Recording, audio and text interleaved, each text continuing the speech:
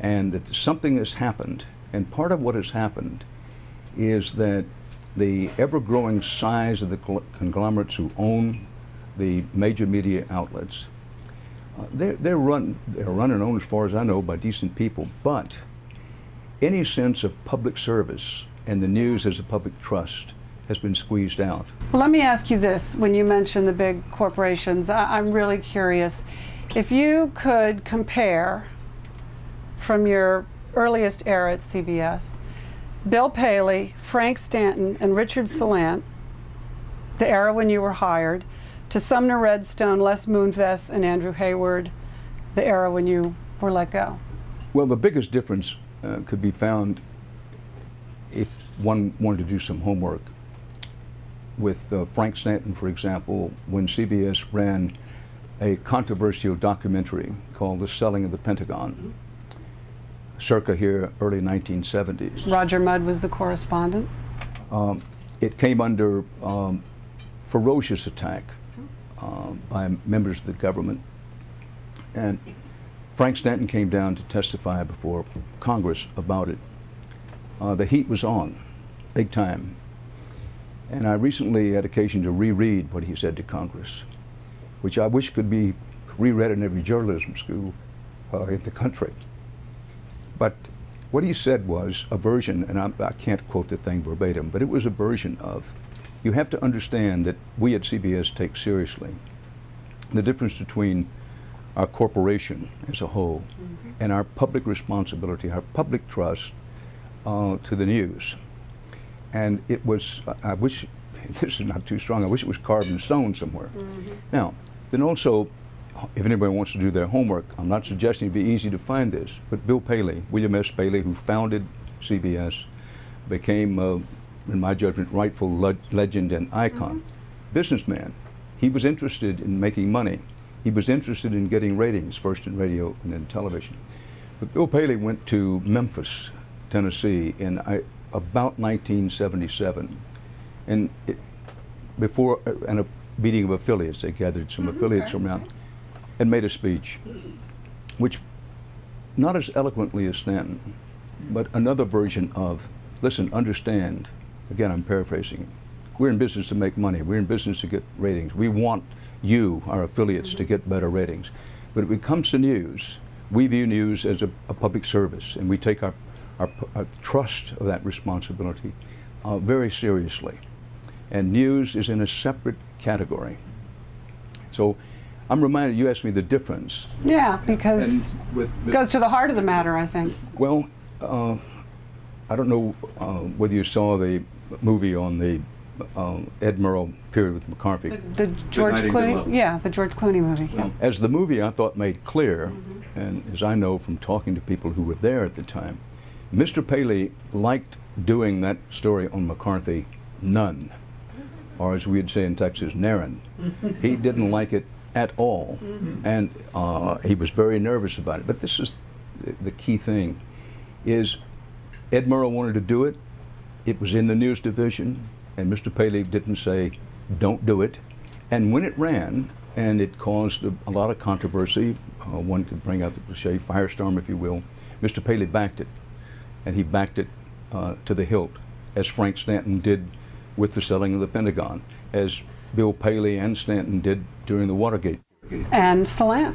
Dan, I was there. You mentioned I was writing the evening news when you personally were under fire by the White House almost daily, and I remember our feeling always protected by the front office.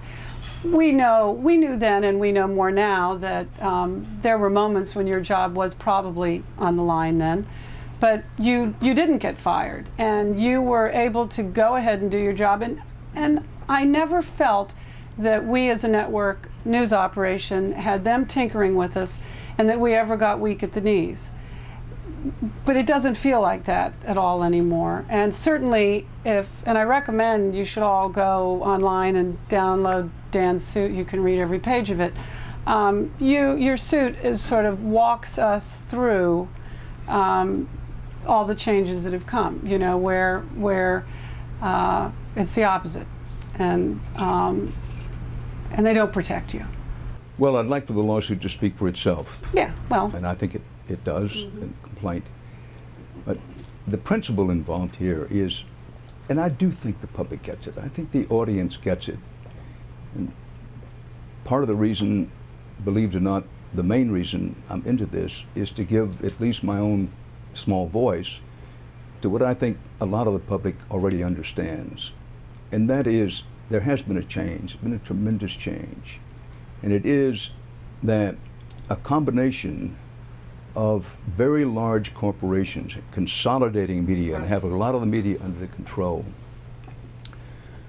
for their own financial purposes and for the purposes of currying favor with the White House, and I would say with White House, whether it's Democrat or Republican, they need so many things in Washington. They need so many things, regulatory and legislative, in Washington.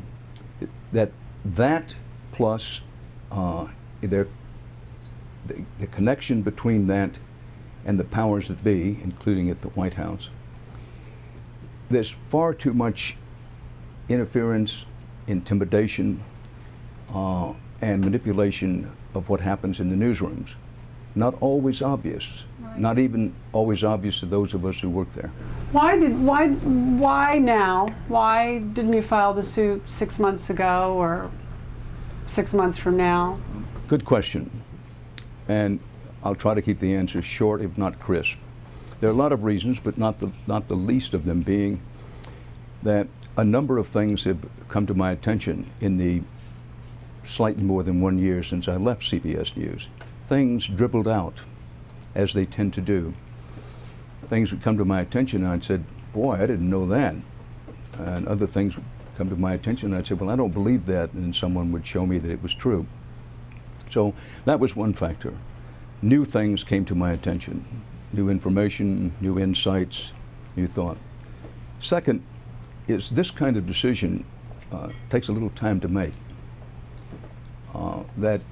Listen, I'm not pleading poverty, nor am I pleading that I don't have a voice, but you know, I'm one person here. I'm not in this lawsuit right now with anybody else. Did you have dinner with Imus along the way? No, I liked Don, but I didn't. And you know, it's one person, and I understand, and I understood before I went into this what I'd be taking on. But I did feel so strongly about particularly the principle involved in trying to do my part to call attention to it. And also, you know, a contract, they broke a contract. But at any rate, you ask, why did it take some time? And these kind of decisions take time, but I would say as much or more than anything else is that things that I learned since I left CBS. Did this information come to you, or did you go in search of it? Both. Both. That a lot of information came to me, as I say, dribbles and drabs. And I did... Did you hire an investigator on your own to bring you any of this information? Well, when you say investigator, I've not hired a private investigator, no. You had your own soldiers. That would imply an army, and it wasn't an army. You have one soldier. You know, 2 or 3 people that I knew well. Right. And, you know, the reporter in me has always wanted to know what went on, what really went on. Can't help it. As opposed to what somebody wanted me to believe went on, both inside CBS News and what happened with the story that we were on, which we got the truth, but we left ourselves vulnerable.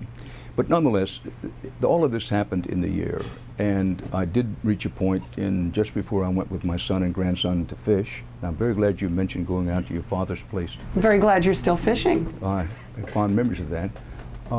It was decision time, and with decisions, you decide to stand, take it on, or fold.